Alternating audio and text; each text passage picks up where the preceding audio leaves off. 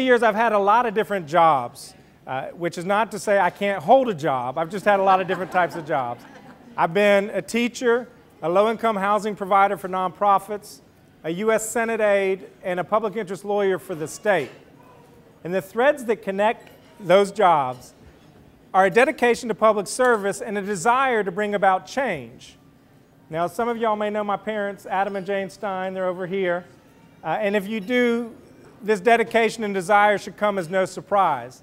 My family moved to North Carolina a little more than 40 years ago, just after I was born, so that my father could join with Julius Chambers and create North Carolina's first integrated law firm. They went on to win a number of groundbreaking civil rights cases. Obviously, I'm very proud of him. His experiences as a lawyer and my mother's activism in the community inspired me, and they still inspire me. For the past 7 years, I've served as the director of Attorney General Roy Cooper's Consumer Protection Division. And in that role, I've taken on scam artists and fought to ensure that every one of us, especially the most vulnerable among us, gets a fair shake from corporations. I want to be your state senator so I can continue advocating on behalf of the public interest, so I can continue fighting for people like us who don't hire lobbyists to represent our interests. You and I know well that the special interests have more than enough influence at the General Assembly.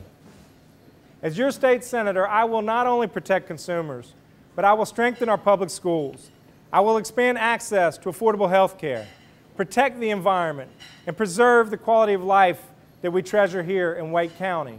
My job was to draft the proposals for the Attorney General, take them to the General Assembly, and turn them into law.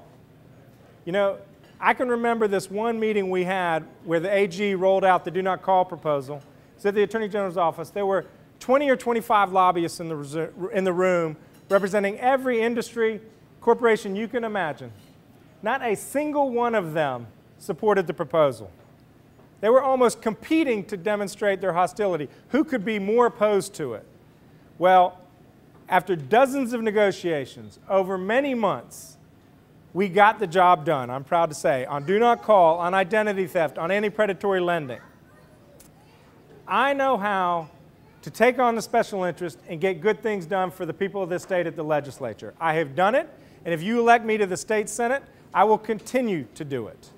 You know, whether it is education, healthcare, the environment, we have so much to accomplish. Will we make sure that Wake County students get the skills they need to think critically and compete globally? Will we make sure that we have clean air to breathe and clean water to drink? Will we make sure that every child has access to health insurance so that no parent has to decide or hesitate to take a sick child to a primary care doctor? Will we make sure that Wake County is as wonderful a place to live 10, 20, 30 years down the road as it is today? Will we make sure that we look out for our neighbors among us who need our help? The answers to these questions must be yes, but change is by no means guaranteed because there are powerful interests with a stake in the status quo.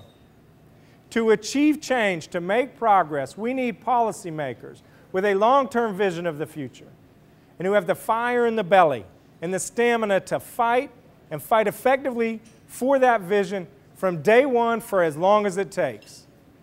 But more importantly, we need an electorate who values the public interest over self-interest and who's mobilized to elect and hold accountable representatives who share those values. Well, those are my values. And today I've shared some of my vision.